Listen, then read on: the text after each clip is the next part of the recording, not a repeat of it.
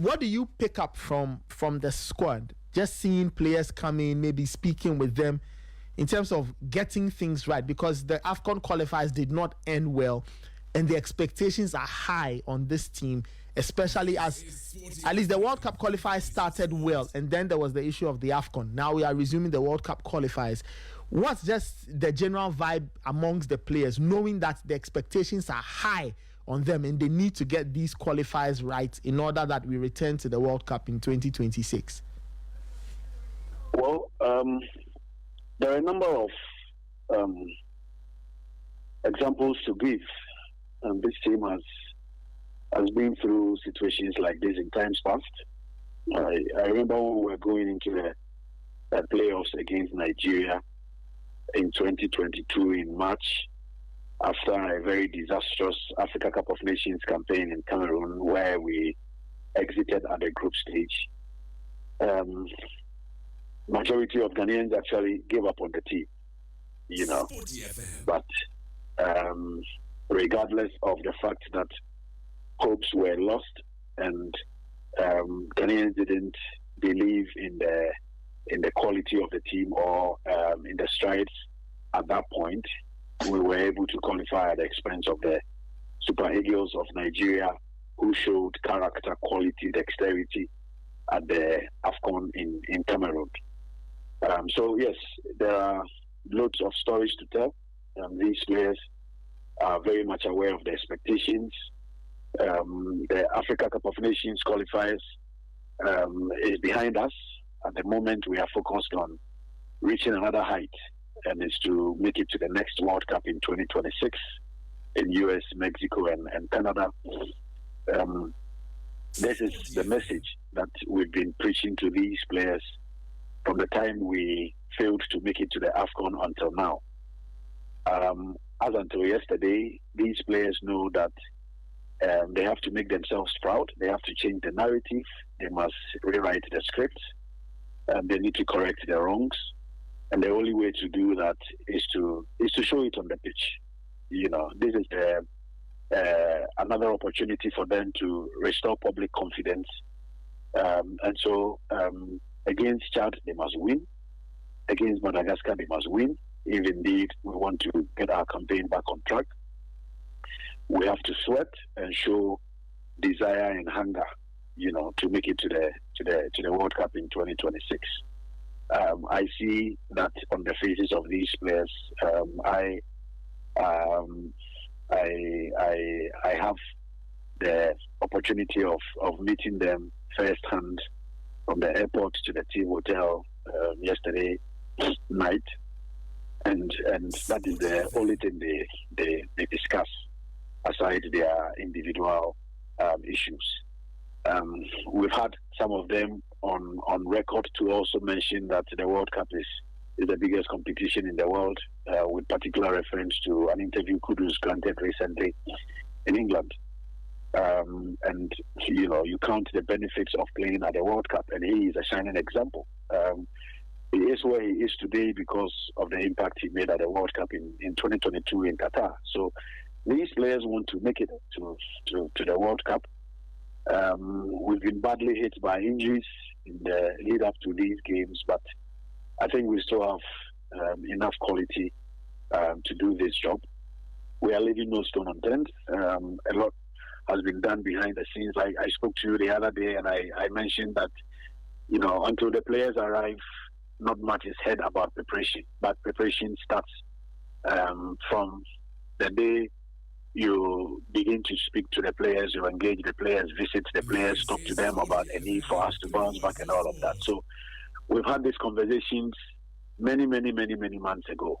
And finally the moment is here, and we are hoping that these, behind the scenes conversations and engagements will translate into results on the pitch beginning from Friday. All right, Henry, hold on. My colleague Kelvin Owusu-Ansah is here, and he wants to ask a question. So the next voice you hear will be Kelvin's voice. Well, Henry, thank you so much on the clarification of Mohamed Kudus. But does the form of Kudus worry the technical team and the player himself, from what you've seen from his arrival and then involvement with the technical team and everybody in camp?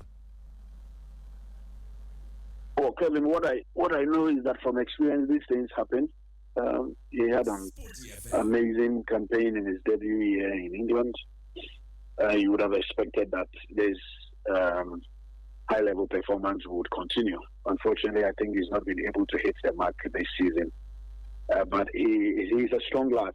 I talk to him a lot. I engage him a lot. He's a strong lad. He knows that in football there are ups and downs. Sometimes players go, 2-3 months without scoring. Sometimes performance issues do not go according to plan. But I think he's also not been lucky. At West Ham, he's had different managers within the season. So once you are working under different managers, different approach to games, different tactical plans, different philosophies, sometimes it affects your output on the field. In the AFCON qualifiers, we didn't see much of him, which is a major worry because he's one of our brightest spots. But I think we are working on Kudus. Some of these has to do with psychological. Some of these also have to do with having patience and waiting for the right time. So even though it's quite a concern, I think the technical team are still working on him, and we believe that things will turn around very soon. All right. What has also been the response of Thomas Partey, since arriving in camp, knowing he's no more the captain of the team? We're not talking about captaincy issues at all. He arrived late last night. Immediately when he arrived, you have to give them the privacy to go to their rooms and have a good sleep. I haven't had a lengthy discussion with Thomas, but I can say that is not a problem. It's not about individual aspirations. It's about the collective good of the team, and we all have roles to play to contribute to this success. So everything is okay. All right. Now, Henry, this is a major concern to everyone. We've seen lots of our midfielders injured, and you spoke about the injuries. Elisha also got injured, and Lawrence Ajekum replaces him. Now, looking at the profiling of the players, they seem a bit different, and Thomas Partey seems to be the only, defensive-minded midfielder in the team. Is that a worry of the technical team, and could they have loved to bring in any other defensive-minded players in the middle part of the team for the 2 games that will be played? Well, when you are going into games, I'm sure you have your game plan even before you start preparing. They have an idea of how the Chadians play, and we've also played against Madagascar 3 times in recent years. So we've got foreknowledge of how they also operate as a team, one of the strongest units on the continent at the moment. Aggressive play, a lot of long balls, wing play. They always want to win the air balls, take the second balls, and that is the idea we have about Madagascar. And sometimes you need presence in midfield to battle them. It is unfortunate that Elisha, who for me was one of our best players in the AFCON qualifiers, is not available. Not only Elisha, but Ibrahim Sulemana as well, who excelled in the games against Sudan and Angola, as well as Niger in the last 4 games of the AFCON qualifiers, had to pick up an injury and also ruling him out of these games. But like you said, these players are of different profiles. Elisha's profile is completely different from that of Lawrence Ajekum. And once you assemble the team, you have to look at the qualities of the individual players, and that informs your decision as regards tactics and approach. So I think this is what we have at the moment.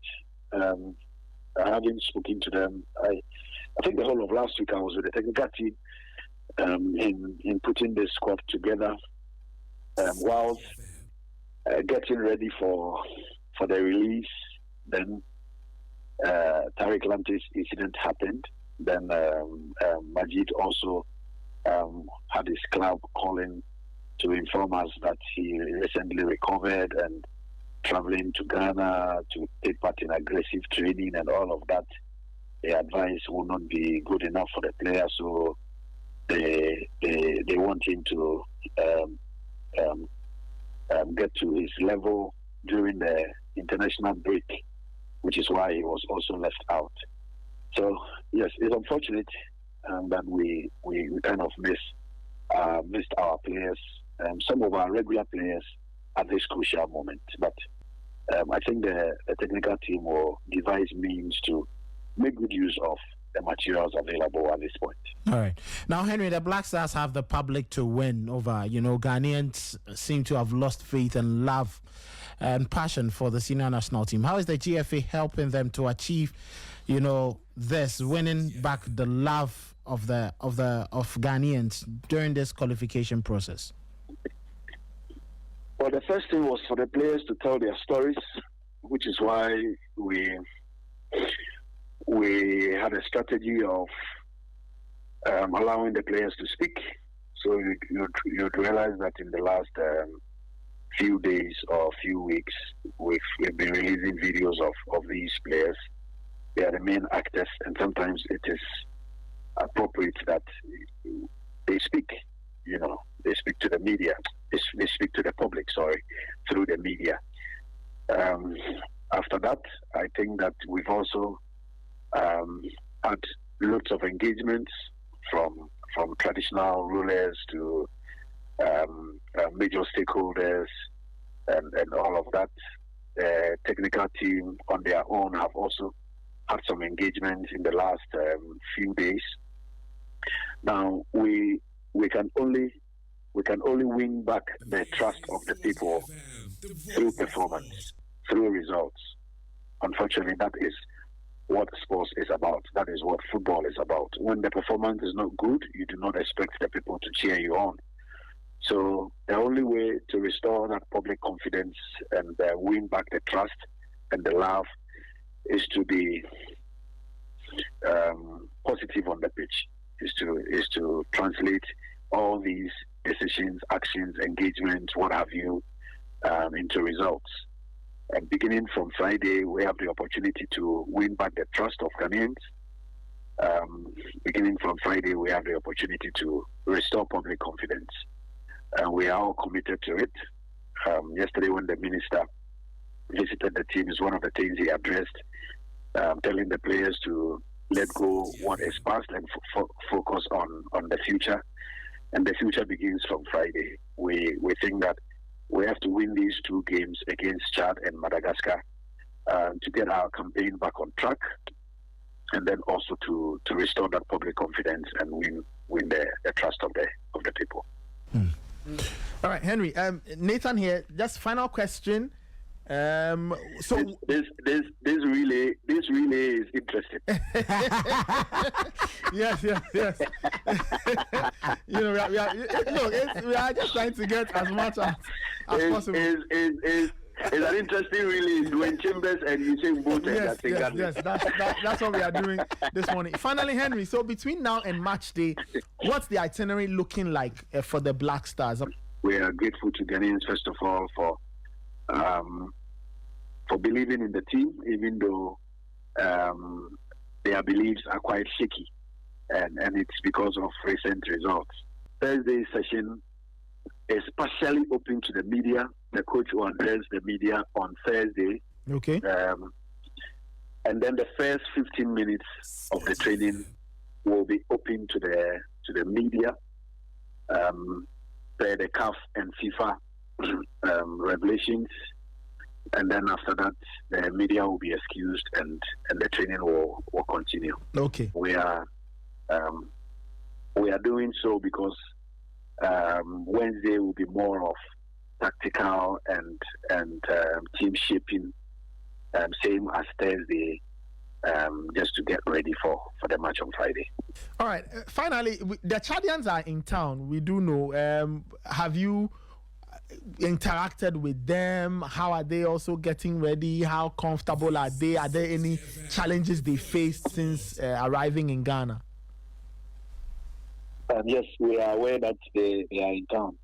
I am yet to speak to my colleague from Chad, but I will do so today. We have a team who are working with them. We've always had our national teams department deploy staff of the FA as liaison officers to work with them. We haven't received any report as regards challenges so far, so I should think they are fine. They will also have training sessions today, tomorrow, and then on Thursday they will have their official training at the Accra Sports Stadium at 7 p.m. That is the arrangement for Chad as well. All right, Henry, thank you so much.